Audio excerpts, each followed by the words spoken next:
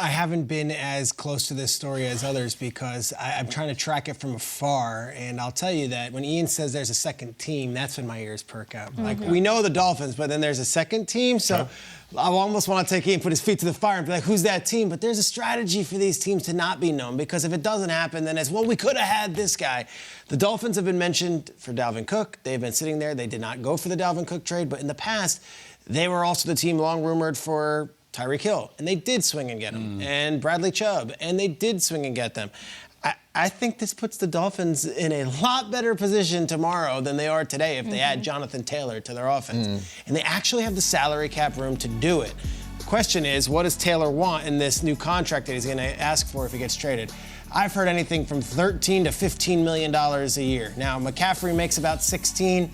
That's the standard. McCaffrey was traded for a second-round pick and a collection of picks last year.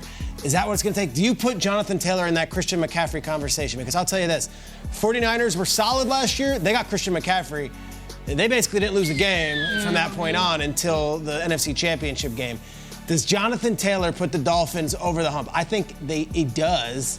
Look right now at their salary cap situation. It doesn't cripple them, and they can do it. They can afford it. So who am I to say, yeah, it's not my money and it's not my salary cap, and Chris Greer's a GM who's very disciplined in what he pays and who he pays, and they've walked away from Dalvin Cook already this summer, but I don't know. If you're looking at the AFC East right now and you're looking at the Jets and you're looking at the Bills and you know the Patriots are going to be better, does this not put you right at the front of the line and say, well, we're adding the best running backs in football? If I'm the Dolphins, and I'm not, I say go for it. I also am here for the content, and if Tuesday's the deadline and Ian's saying that there's a better chance he's traded than he stays, why not go to Miami? Yeah, I'm a little apprehensive on it. When you say the words go all in for Jonathan Taylor, and to your point, however many picks you're trading, whatever contract you're getting, I look at this Miami Dolphins team, and the key is Tua staying healthy. And beyond that, last year Mike McDaniel was ranked 31st in rushing attempts. He wasn't even handing the ball off to know whether there was a strong running game with Mostert and Jeff Wilson. And then you go even further back, and you look at his time in San Francisco. He was the run game specialist. He was the offensive coordinator, and each year he was there was a different guy that led them in rushing. And then in 19 and 21, they ended up in a Super Bowl one year in their conference championship.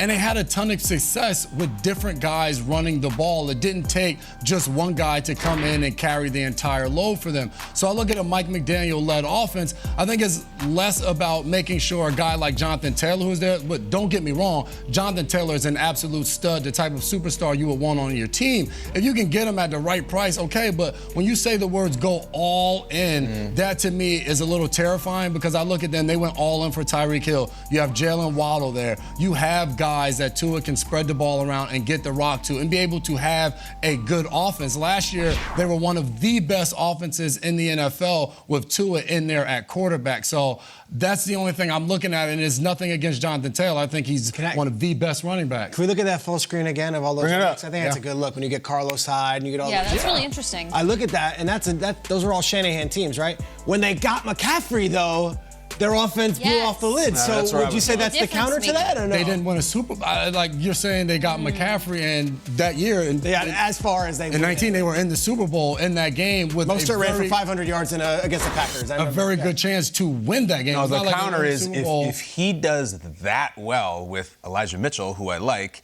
What if he had Derrick Henry or Christian McCaffrey or Jonathan Taylor? Maybe it's like even better than that. So that's the idea. That's the all, and that's the tempting. Is like, wow, he did great having oatmeal, but what if we made him some waffles? Like this, you know what I'm saying? Like there's Sounds the chance. Good on paper. But that's Jason's point. They won games despite that. They were not won games. They were in the Super Bowl and in the conference championship game. Yeah. But maybe they get the ones. Who knows? It's a ceiling question. I think it's a tough one, and it's. Right now is like screw it season. Like, you know what I'm saying? We played our preseason games. We got a certain amount of days till the opener. Screw it. Let's just go out and buy something. Let's buy something, because look at the locker room, look at the group, look at the tape that we put on preseason. Do we got a team? Like, can we win the AFC? We can do it with this group? I don't know. Then let's go get something. And you go get Jonathan Taylor and you bring him in and it's a splash and you ride him, and maybe it doesn't work out, or maybe his ankle isn't great, or maybe he falls off, and 2 years from now you're saying, well, that was a huge mistake. I don't know, you took a shot. I always come back to those Rams teams that just said, we're going to try it. We're going to bring in everybody. And it may not work out. It's going to be a risk. But we had a parade, and it won, and it did work out. And then afterwards, now the Rams aren't that good, and they're kind of recircling the wagons and everything. It's just really hard this time of year to say, I don't know if it would be prudent to bring in Jonathan Taylor financially. I don't know. Don't lose your first game by 3 touchdowns. Run the ball. I just think the Dolphins are one of those teams that, like, I don't know, they finished 9-8 this year and get in the wild card and lose again. It's like, are you happy? You could have had 11 wins maybe if you brought in a better player. It's very difficult to get me personally this time of year especially to be like, I don't know. I think we'll go with what we got. I would do it. And to the question of, like, is he special or is he just like, it's a running back, it's another guy?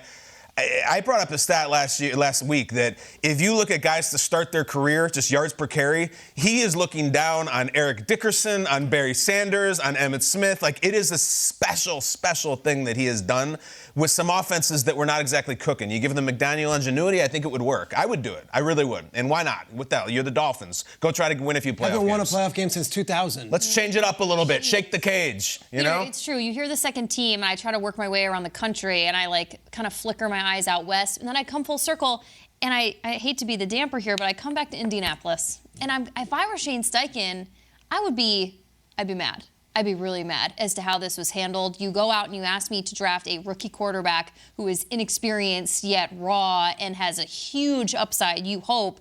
But you do so, you take this job, you would think, on the predication that you have a star running back, and then this thing totally unfolds well after Shane Steichen gets hired. I mean, you have to imagine, is he in his office, like, bound and gagged, like, don't do it. Like, what? I can't imagine what Steichen's feeling. And you were watching the preseason game too, Jason. Thursday, you were talking on Friday. Like, you're watching that Richardson offense, and it looks exciting at points. You're like, can you imagine Jonathan Taylor? And so, Jamie, to your point, it's 100% right. He wants $15 million. But that's not even the issue. It's what happened in the last 4 weeks that soured the relationship. It's not even a long-term deal for me at this point. It's like addressing the elephant in the room is that Jim Irsay came out and just said odd things to dampen a relationship with a player, one of your star players in a locker room, where you have 52 other guys that you want to respect your boss and work for him. What would it be like to be in a locker room like that? I think whenever it comes to contract stuff, at the end of the day, Schrager may be doing his contract when NFL Network. When my contract comes up, it's me and you talking. So I think you may look at that and be like, dang, that's messed up what they did to JT. And then they come with you and they're like, all right, here's the number that we want to pay. No, you. I'm It's a man like, of principle. Damn, man, JT's going to ball in Miami, but I'm going to stay right here in Indy and get my money. Yeah. So I think that's the part of it where I'm not going to not do a contract because they didn't do one with my teammate. You understand the business side of it. But the Dolphins, if you're going to go all in on JT, Dalvin Cook was right there. He was right in Miami. Yeah. And I'm not saying those guys are the same player, different points in their career, sure. different price tags as well. Why not go get Dalvin Cook? Why wait and now give a ton more to get Jonathan Taylor? That's the only thing for me. Who do you think the mystery team is? And Ian, I really went out Ian west. might not know, but like when he says there's another team that's having talks. Now, Stephen Holder, who's great at ESPN, came out and said 6 teams were in the talks. 2 of them have been like very much in the talks, and the Dolphins are one of them. So there's another one. Peter, what's the Broncos running back situation? Eagles have 50 running backs. Broncos is interesting. Yeah. They don't, they obviously have Javonte Williams. They have Samaje Perine, who they added. Yeah. The Broncos also, interestingly, as we talk about the Broncos, every team's making cuts. The Broncos have not made a single cut yet. They're going to cut 30 players at once today. And it's like, that's just a different approach to it. So Broncos are interesting. Eagles are interesting. Colts are interesting. Yeah. I mean, Right. Colts, my original take is that he's lined up in the Colts backfield week. I mean, you're ushering out this very green quarterback. Don't you want him there just to protect Richardson? Yes. It's also weird with the ownership because he speaks so much and like there's so much money going around. It's like you don't want to pay Jonathan Taylor, but you'll spend $500,000 on John Bottom's bass drum like for your collection. Like maybe we pay the running back and bring him in. It's a strange dynamic there. See why not? I don't know. It's expensive. I get it. He's a running back. Got Ringo Starr's drumstick. All right. Jonathan Taylor. Stevie Nicks' mic stand is in my museum here, but no running back. Good one to have in the Colts offense.